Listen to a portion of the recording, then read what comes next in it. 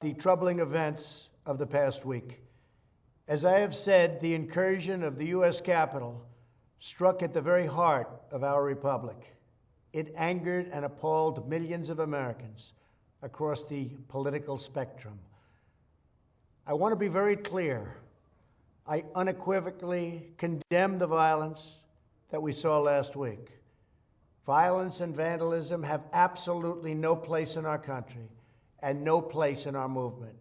Making America great again has always been about defending the rule of law, supporting the men and women of law enforcement, and upholding our nation's most sacred traditions and values. Mob violence goes against everything I believe in and everything our movement stands for. No true supporter of mine could ever endorse political violence. No true supporter of mine could ever disrespect law enforcement or our great American flag. No true supporter of mine could ever threaten or harass their fellow Americans. If you do any of these things, you are not supporting our movement, you are attacking it, and you are attacking our country. We cannot tolerate it.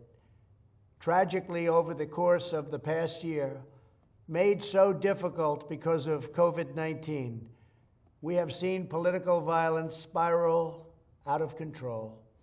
We have seen too many riots, too many mobs, too many acts of intimidation and destruction. It must stop. Whether you are on the right or on the left, a Democrat or a Republican, there is never a justification for violence. No excuses, no exceptions. America is a nation of laws.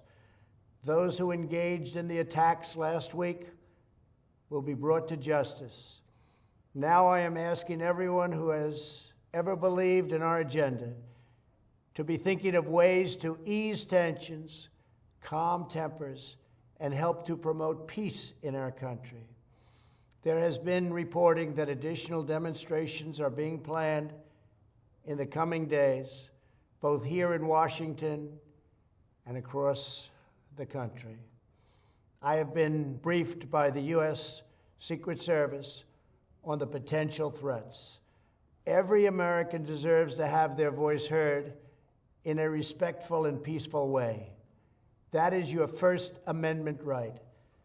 But I cannot emphasize that there must be no violence, no law-breaking, and no vandalism of any kind. Everyone must follow our laws and obey the instructions of law enforcement. I have directed federal agencies to use all necessary resources to maintain order.